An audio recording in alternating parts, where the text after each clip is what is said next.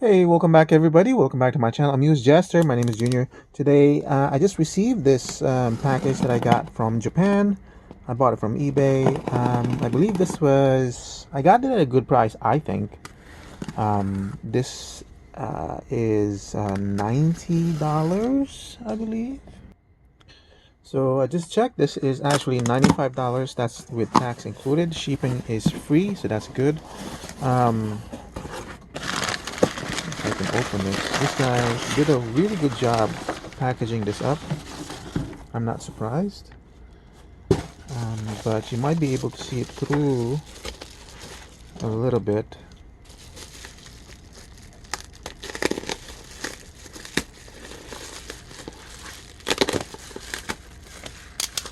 Yes, there it is. So this is the Mafex Superman, the Eradicator.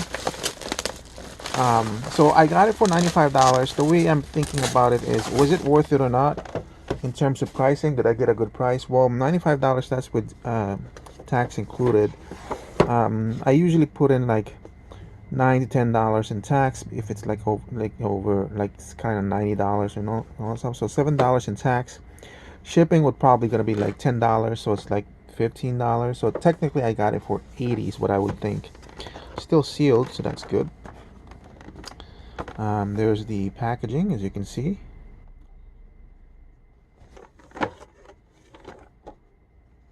So if I'm thinking that the base price of this one was around $80, why did I get it? Well, as you know, McFarlane already came out with his Eradicator, and I'm not a big fan of McFarlane right now. With his products, I would actually consider getting his Superman products, except one of the reasons why I don't like him is because he does these stupid rare things, making it exclusive and hard to get. And as you know, I just want to get toys. I just want to buy toys that I'm interested in, and if I'm willing to pay for the money, then the pre-order should be open up until the point that I can buy it at leisure and all that stuff. I don't need to be scrambling across toy stores, toy sites, just to be able to give you my money. Is my thing, right? So obviously, because of how you can feel from my voice, I didn't get it, so I'm not really too fond of that. Plus, look at all the stuff that came with this, right? So the McFarlane toys, if I'm correct. So the McFarlane toys is pushing at $23 right now at Big Bad Toy Store. $23 compared to $80. You know, it's a big jump, yes. It's almost what, 120% more price in this one, but you get so much more in this one. You have Play Mafex, you have 5 extra pairs of hands, a secondary head, a base, which I think is crap. I mean, I don't like the base of Mafex. It's not well done. I don't really use it. But for all the stuff that you're getting, and the range of articulation, and the fact that I do like the proportions that he uses here more than what McFarlane does, it as long as I can get it below 100, I think it's well worth it.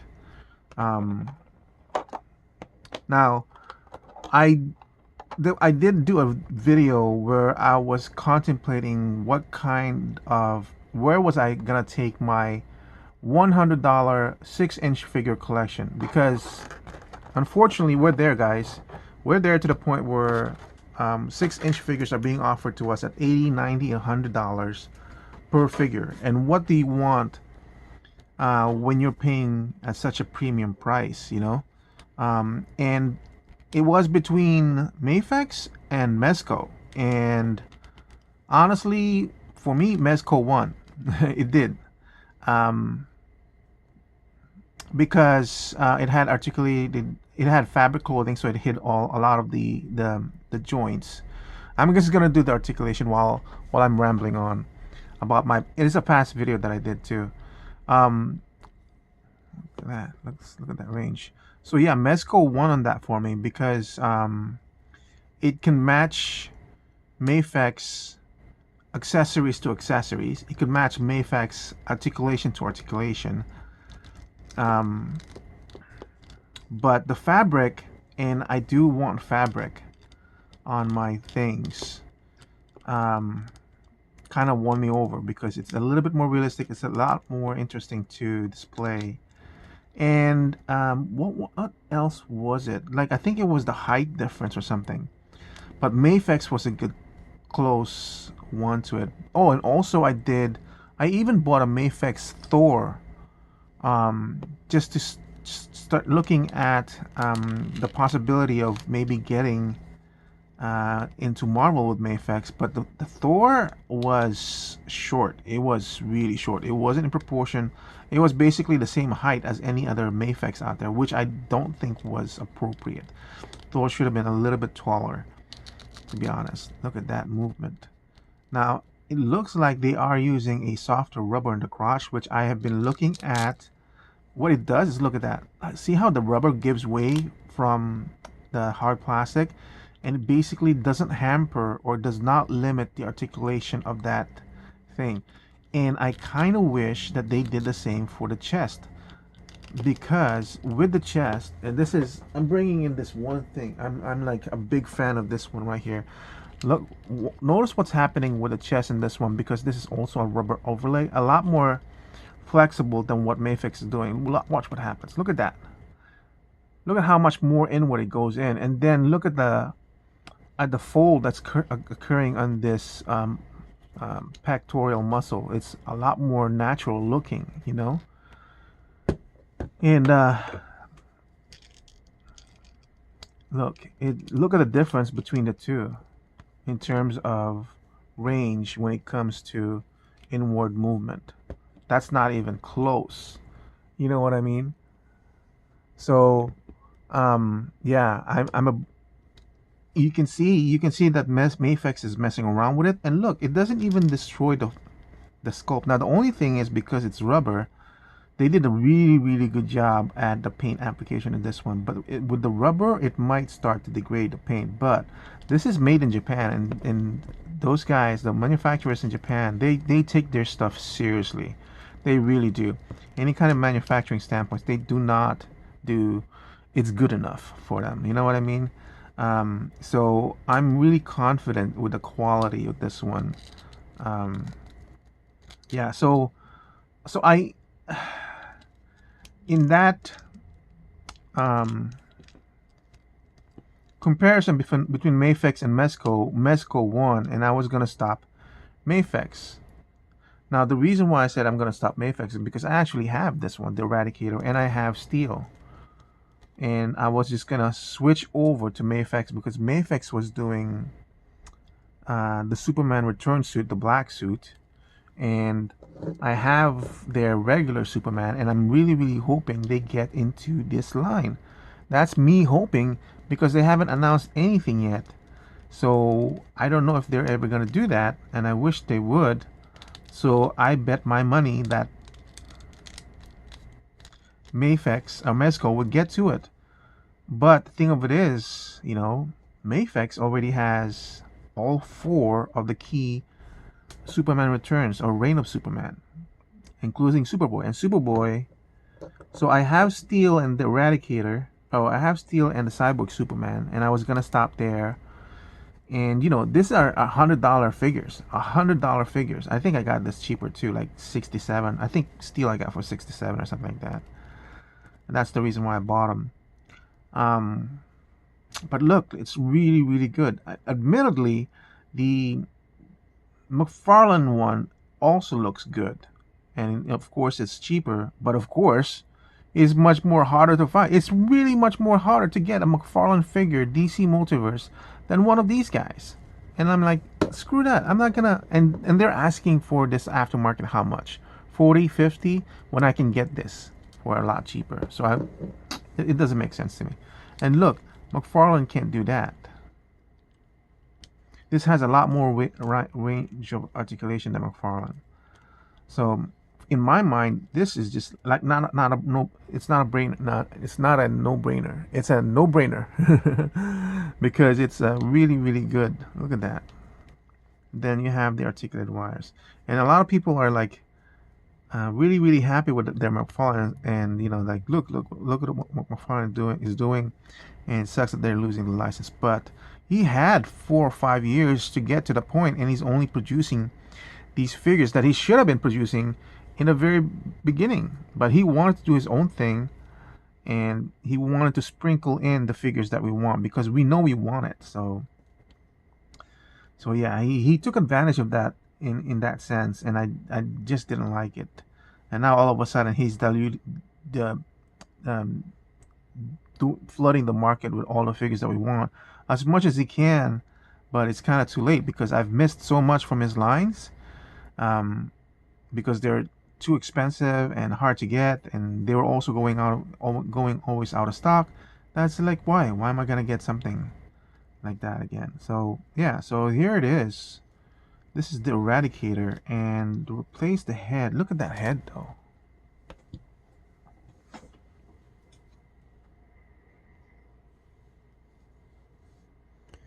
Take a look at that head, guys.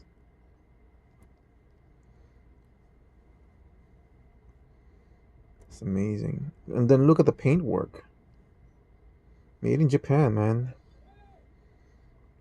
Look, paint work, the sculpt work, articulation. This is just top notch. And then even the back.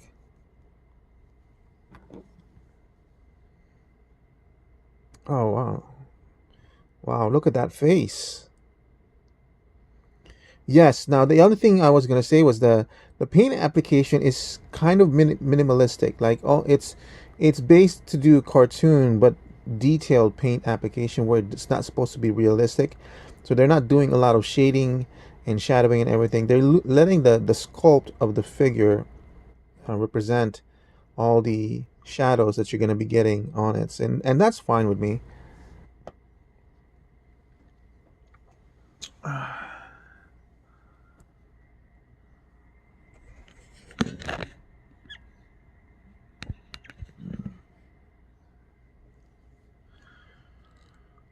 So yeah, I went ahead and ordered this one. I just like I'm not gonna continue getting any more Mafex. My hat's into Mezco at this point, and I really do hope they do more classical DC design Mezco. But we'll see. We'll see what happens. But with Mafex, I already bought the Superboy, and I have this guy, and I have Steel. Now, if they come out, I think they did come out with their own black suit Superman. I didn't get that one. Maybe I'll get it if it goes like 50 or something, just to complete the set. I don't even have a Superman Mafex, just to let you know. I do have a Batman Mafex. That was the other thing too. But so $80, but I think the value in this one for me is gonna be around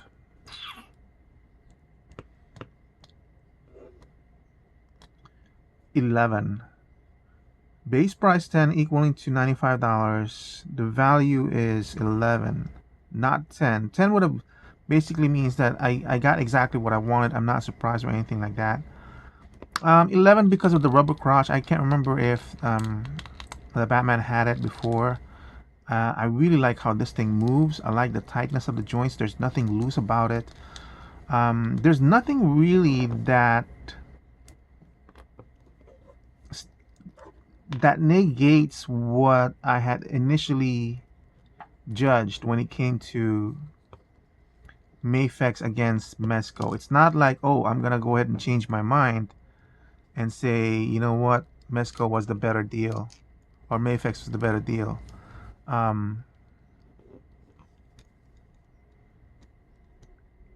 think there's really no way to know which one. Oh yeah, there he goes.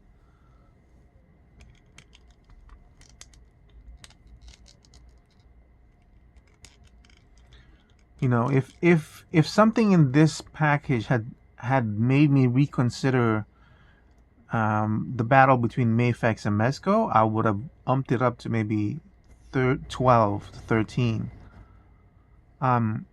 I got it because I already have this one, and I didn't know what to do with the Cyborg Superman Mafex. It doesn't really quite fit anywhere in my line. This is a 6.5. 6.5 inch figure. That, I think that was the other problem too. It was a little too tall. I think it would go well with um, Marvel Legends. So, oh, and yeah, it does have a toe pivot or a toe joint as well. Ankle pivot. It's just basically got all the articulation you could possibly have wanted, or for a figure. So I'm gonna give it an 11, maybe closer towards 12, but I feel more comfortable giving it a value of 11.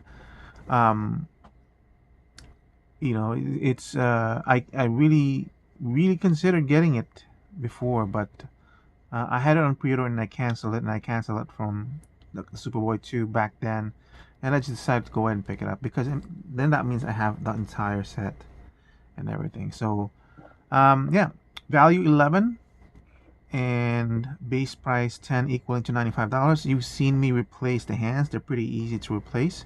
I wonder is this interchangeable?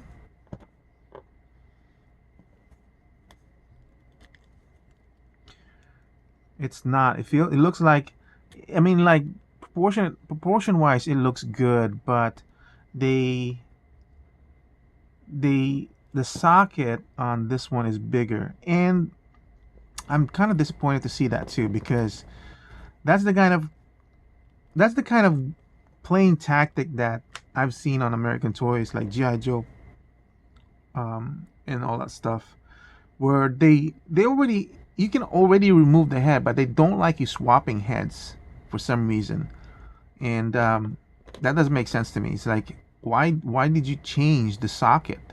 Why not just make it the same socket?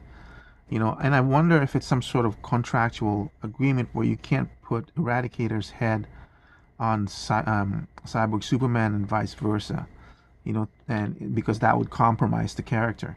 I don't know. This is just me speculating, but I just don't see why. It's just an added cost to do that. It's just like, anyway. I do believe that if you're looking for the ultimate 6-inch ish or 1.5 scale or 1/12 scale figure that's around the $100 range, you are going to be looking at SH Figure Arts, Mafex, Mezco. I don't really do SH Figure Arts. I've seen the reviews and everything, and I just don't like their joints. They're comparable in terms of articulation, and they seem to be on the smaller side than Mafex. Yes, and in my mind, in plastic form, Mafex basically very, very well done. And of course, in the Asian market, this is not $90. This is probably sitting at around 57, 55 to 60, which is more reasonable. It's just a matter of bringing it into the country, importing it into the US that has the higher markups, So I think this is definitely well worth the money that you're paying for. And it's a beautiful line to finish your, especially if you're a Superman fan. So that's it for my review of the Eradicator from Mafex 1/12 scale. Thank you for watching, and I hope to see you guys again on my next review. Bye.